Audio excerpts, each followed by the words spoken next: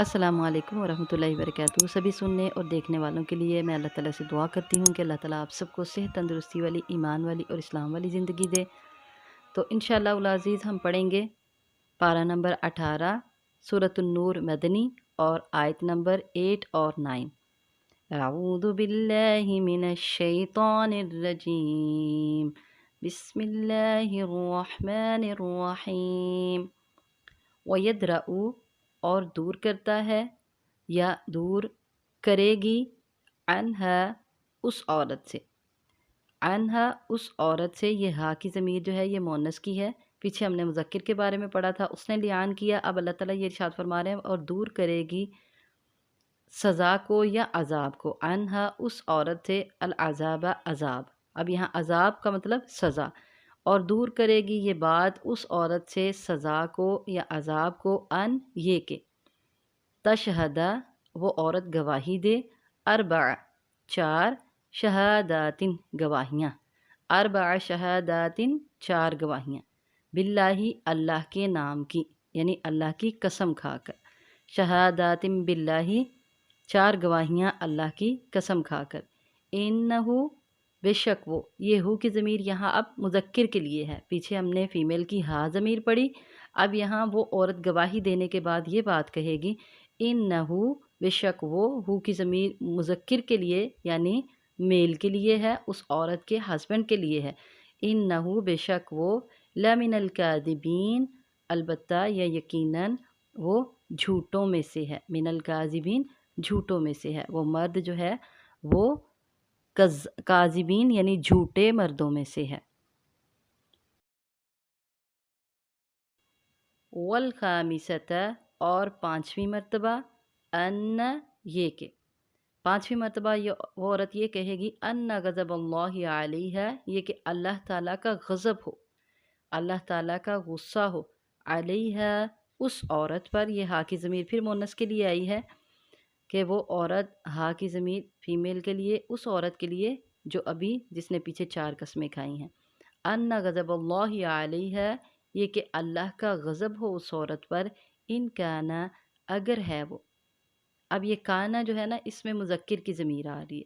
ये काना मुज़क्किर के लिए आ रहा है, यानी वो औरत ये बात कह रही है कि गज़ब हो अल्लाह ताला का उस औरत पर। इन काना अगर है वो शख्स, अगर है वो आदमी, मिनस स्वादिकीन सच्चों में से।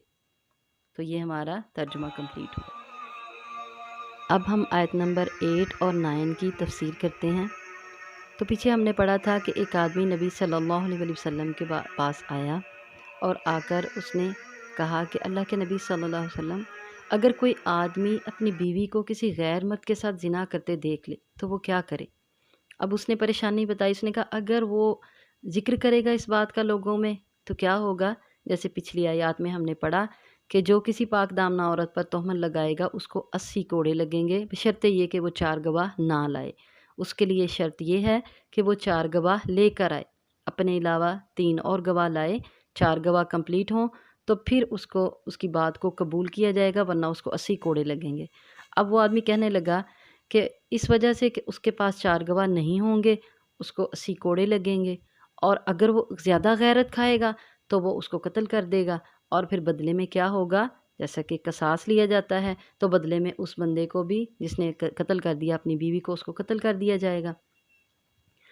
अब अगर इससे भी आगे वो ये काम करे कि वो बात भी ना करे और वो गैरत भी ना खाए और वो बर्दाश्त करे, तो वो कैसे बर्दाश्त करेगा। सारी ज़िंदगी वो दिल में इस बात को लेके कैसे रखेगा। दिल के अंदर उसके गुस्सा होगा, दर्द से भरा होगा उसका दिल, और कैसे वो दूसरों की औलाद को अपनी औलाद समझ के पालता रहेगा। तो ये परेशानी जब उसने वाज़े की, अल्लाह के नबी सल्लल्लाहु अलैहि वसल्लम ने दुआ की कि अल्लाहुम्मा अफ्तह, ए अल्लाह तू फ़ैसला फ़रमा दे। अल्लाह ताला ने ये कुरान की आयत नाजिल फ़रमा दी जो हमने पीछे पढ़ी थी। अभी उस बंदे के साथ यही मामला पेश आ गया कि उसकी बीवी को, उसने अपनी बीवी को किसी दूसरे मर्द के साथ ज़िना करते देख लिया। अब वो आया और नबी करीम सल्लल्लाहु अलैहि वसल्लम ने उन दोनों के दरमियान लियान करवाया, जिसके बारे में हम पढ़ रहे थे। अब उसने जब लियान किया, उस मर्द ने पहले, जैसे कि हमने पिछली आयत में पढ़ा है, दोबारा ज़िक्र करना ज़रूरी है ताकि बात दोबारा जहन में आ जाए। उसने 4 मरतबा अल्लाह की कसम खाकर गवाही दी कि वो सच्चा है, اور 5ویں مرتبہ اس نے کہا کہ اس پر اللہ کی لعنت ہو اگر وہ جھوٹ بول رہا ہے، اس نے اپنی بیوی کو واقعتاً زنا کرتے دیکھا ہے۔ اب یہ ہو گئی مرد کی طرف سے گواہی، یہ لیان کا طریقہ تھا۔ اب آج کی آیات میں ہم نے پڑھنا ہے آیت نمبر 8 اور 9 میں کہ پھر اللہ تعالیٰ نے عورت کو بھی موقع دیا۔ یہ بات نہیں ہے کہ مرد صرف عورت پہ تہمت لگا لے یا عورت کے بارے میں بات کر دے، اب عورت کے پاس کوئی جواز نہیں ہے کہ وہ اپنے آپ کو سچا ثابت کرے، بلکہ اللہ تعالیٰ نے عورت کو بھی موقع دیا، اور اللہ تعالیٰ نے ارشاد فرمایا کہ اس عورت سے سزا کو یہ بات دور کرتی ہے کہ وہ 4 گواہیاں اللہ کی قسم کھا کر دے۔ اب اس عورت نے بھی، اس کی بیوی نے بھی یہ 4 گواہیاں دی اللہ کی قسم کھا کے، اور پھر 5ویں مرتبہ 4 گواہیاں اس نے دی اور کیا کہا کہ یہ مرد جھوٹا ہے، یہ میرے اوپر الزام لگا رہا ہے، اور 5ویں مرتبہ اس نے کہا کہ اس عورت پر اللہ کا غصہ نازل ہو اگر یہ مرد سچا ہو، اس عورت پر اللہ کا غضب ہو اگر یہ مرد سچ بول رہا ہو میرے بارے میں کہ وہ عورت جو ہے کیا ہے، زانیہ ہے۔ اگر یہ مرد سچا ہو تو اس عورت پر اللہ کا غضب ہو۔ یہ تھا لعان کا طریقہ۔ اب اس لعان کے بعد بہت سے مسائل جو ہیں جو اس کے ساتھ ریلیٹڈ ہیں ان کا ہم ذکر کریں گے انشاءاللہ۔ دیکھیں سبحان اللہ، اور اللہ کا جتنا بھی شکر ادا کرے کم ہے کہ ہم مسلمان ہیں الحمدللہ۔ تو اتنے پیارے دین میں اللہ تعالیٰ نے ہمیں رکھا کہ اللہ تعالیٰ نے مرد کو یہ موقع دیا کہ اس کے پاس 4 گواہ نہیں ہیں تو وہ خود ہی آ کے لعان کرے گا اگر اس نے اپنی بیوی کو زنا کرتے دیکھ لیا۔ اتنی آسانی پیدا کر دی اس کے لیے، کیونکہ یہ بہت غیظ و غضب والا معاملہ تھا اور غیرت والا معاملہ تھا کہ ایک مرد کیسے یہ بات برداشت کر سکتا ہے۔ پھر اس کے بعد اللہ تعالیٰ نے عورت کو بھی موقع دیا کہ اگر وہ بے قصور ہے تو پھر اللہ تعالیٰ سے معافی بھی طلب کرے گی، اور دوسرا یہ ہے کہ اس کو اللہ تعالیٰ نے موقع دے دیا کہ تم بھی اللہ کی قسمیں کھا کے گواہی دے سکتی ہو کہ میں سچی ہوں اور یہ مرد جھوٹ بول رہا ہے، میں نے کچھ بھی نہیں کیا۔ اب دوسرا اس میں دیکھیں اللہ تعالیٰ نے پردہ بھی رکھ لیا۔ ظاہر ہے دونوں میں سے ایک تو جھوٹا ہے، یا وہ مرد جھوٹا ہے یا وہ عورت جھوٹی ہے۔ اگر وہ مرد تسلیم کر لیتا ہے کہ میں اپنی بیوی پر الزام لگا رہا ہوں، جیسے کہ حدیث واضح تھا کہ نبی صلی اللہ علیہ وسلم نے ان سے کہا کہ اور یہ طریقہ ہے، یہ باقاعدہ لعان میں یہ ایسے کیا جائے گا، جیسے نبی صلی اللہ علیہ وسلم نے ارشاد فرمایا ان سے کہ اپنی غلطی تسلیم کر لو، دنیا کا عذاب جو ہے وہ آخرت کے عذاب سے کم ہے، اور آخرت کا عذاب دنیا کے عذاب سے بہت بڑا ہے۔ دنیا میں کیا عذاب ملے گا، کیا سزا ملے گی دنیا میں، کہ اگر وہ مرد جھوٹ بول رہا ہے تو اس کو 80 کوڑے لگیں گے کہ اس نے اپنی بیوی پر تہمت لگائی ہے، اور اگر عورت جھوٹی ہے تو اس کو سزا ملے گی، اس کو رجم کیا جائے گا، سنسار کر کے اس کو مار دیا جائے گا۔ لیکن آخرت کا عذاب اس سے بہت سخت ہوگا۔ اللہ تعالیٰ ہم سب کو بچا کے رکھے، حفاظت فرمائے۔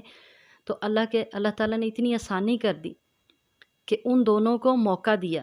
اب قاضی کا یا جو فیصلہ کرنے والے ہیں ان کا یہ کام بنتا ہے کہ جب لعان کیا جائے تو وہ مرد کو بھی ایک بار یہ بات یاد دلوائیں کہ اگر تم غلط کہہ رہے ہو تو ابھی اس بات کو تسلیم کر لو اور اللہ سے توبہ بھی کر لو، اور پھر اس کو کیا ہوگا، اس کی حد لگے گی 80 کوڑے۔ اور عورت سے بھی کہا جائے گا کہ اگر تمہاری غلطی ہے، تمہارا گناہ ہے، تو تم اس بات کو تسلیم کر لو، اور دنیا کا عذاب آخرت کے عذاب سے بہت چھوٹا ہے، آخرت کا عذاب بڑا ہے۔ اور جب دنیا کا عذاب، دنیا کی سزا بھگت لیتے ہیں، جب عورت کو رجم کیا جائے یا کسی شادی شدہ مرد کو رجم کیا جائے زنا کے بدلے میں، تو وہ بالکل دنیا میں اپنے گناہ سے پاک صاف ہو کر جاتے ہیں، کیونکہ انہوں نے اللہ کی مقرر کردہ سزا کے مطابق سزا لے لی۔ اللہ نے یہ دنیا میں مقرر کی تھی کہ یہ سزا اس کو زنا کی دی جائے گی، کنوارے کو یہ دی جائے گی، شادی شدہ کو یہ دی جائے گی۔ جب اس سزا کو انہوں نے تسلیم کر لیا، وہ سزا انہوں نے لے لی، تو پھر آخرت میں انہوں کو اس گناہ کی سزا اللہ تعالیٰ نہیں دیں گے۔ اللہ تعالیٰ نے یہ خود مقرر کی ہوئی ہے سزا دنیا میں اپنے بندوں کے لیے جو گناہ کر بیٹھتے ہیں۔ تو یہ قاضی کا کام ہے کہ ان کو یاد کروائے اور پھر ان کو کہا جائے کہ اپنی غلطی کو تسلیم کرو۔ اور لاجیکلی اس بات کو ہم سمجھتے ہیں کہ دونوں میں سے کسی ایک کی غلطی تو ہے، دونوں میں سے کوئی ایک تو جھوٹا ہے، یا عورت جھوٹی ہے یا مرد جھوٹا ہے۔ اب دونوں میں سے اگر کوئی ایک تسلیم کر لیتا ہے تو ٹھیک، اگر نہیں تسلیم کرتا تو دونوں قسمیں کھا لیں گے، اور پھر کیا ہے، ان کا معاملہ اللہ کے سپرد۔ اب ان کا معاملہ جب اللہ کے سپرد ہے تو اللہ تعالیٰ نے جب تک زندگی ہے، دیکھیں پھر میں کہتی ہوں سبحان اللہ، اللہ تعالیٰ نے ہمارے ساتھ اتنی محبت کا اظہار کیا کہ جب تک زندگی ہے، حالانکہ ان دونوں میں سے کوئی ایک جھوٹا ہے اور اس نے جھوٹی گواہی بھی دی ہے، اللہ کے نام کی قسمیں کھا کے اس نے جھوٹی گواہی دی ہے، پھر بھی اللہ تعالیٰ نے جب تک اس کی زندگی ہے اس کو موقع دیا کہ اللہ تعالیٰ سے توبہ کر لو، اللہ تعالیٰ سے اپنے گناہوں کی توبہ کر لو۔ تو یہ اللہ تعالیٰ کی ہم سے محبت ہے۔ ہم جتنا بھی اللہ کا شکر ادا کریں ہم کم ہیں۔ ابھی لعان کے بعد کے مسائل کیا ہیں کہ جب لعان کے بعد مرد اور عورت کی علیحدگی ہو جاتی ہے، جیسے نبی کریم صلی اللہ علیہ وسلم نے ان دونوں میاں بیوی کی علیحدگی کروا دی۔ علیحدگی اس طرح کی ہوگی، ایک تو طلاق ہوتی ہے طلاق رجعی، اس طرح کی کوئی طلاق نہیں ہوگی بلکہ طلاق وہ ہوگی جس کو طلاق بتہ کہتے ہیں، وہ طلاق جو آخری طلاق ہے، اس کے بعد میاں بیوی دوبارہ رجوع نہیں کر سکتے۔ کبھی یوں ہوتا ہے نا، طلاق ہو اور طلاق کے بعد کسی کا خاوند دوسری وہ شادی کرے عورت، اور اس کا دوسرا ہسبینڈ بھی جو ہے وہ فوت ہو جائے، اتفاقاً ایسا ہو کہ اس کا دوسرا ہسبینڈ بھی فوت ہو جائے، اور پھر وہ عورت جو ہے نا دوبارہ اپنے پہلے شوہر کے ساتھ شادی کر سکتی ہے، نکاح کر سکتی ہے۔ لیکن اس طریقے سے جو میاں بیوی علیحدہ ہوں گے، یعنی لعان کے بعد جو میاں بیوی الگ ہوں گے، ان کے درمیان میں علیحدگی ہوگی، اس میں زندگی میں کبھی بھی دوبارہ وہ دونوں میاں بیوی اکٹھے نہیں ہو سکتے، دوبارہ نکاح نہیں کر سکتے۔ ایک مسئلہ تو یہ نکلا لعان کے بعد۔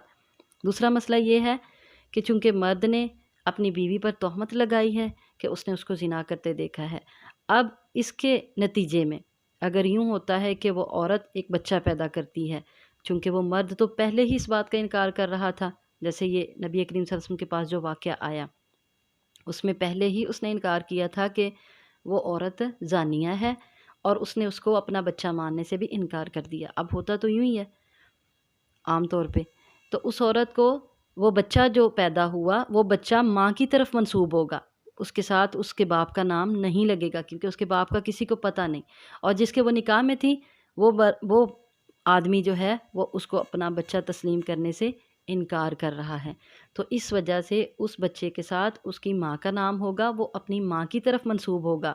ہاں، اگلا تیسرا مسئلہ یہ نکلے گا کہ اس بچے کو وہ جس کے نکاح میں تھی عورت، اس مرد نے تو چونکہ لعان کر لیا اس کے ساتھ، اب وہ بچہ کل کو یہ دعویٰ بھی نہیں کرے گا کہ میں فلاں کا بیٹا ہوں، یعنی وہ جس کے نکاح میں تھی اس وقت عورت، اور نہ ہی اس بچے کو اس مرد کی وراثت میں سے کوئی حصہ ملے گا، نہ اس بچے کو اس مرد کی وراثت میں سے کوئی حصہ ملے گا، اور نہ اس مرد کو اس بچے کی وراثت میں سے کوئی حصہ ملے گا۔ وہ بچہ اپنی ماں کا وارث ہوگا اور اس کی ماں اس کی وارث ہوگی، وہ بچہ ٹوٹلی طور پہ ماں کی طرف منسوب ہوگا۔ یہ تیسرا مسئلہ ہے۔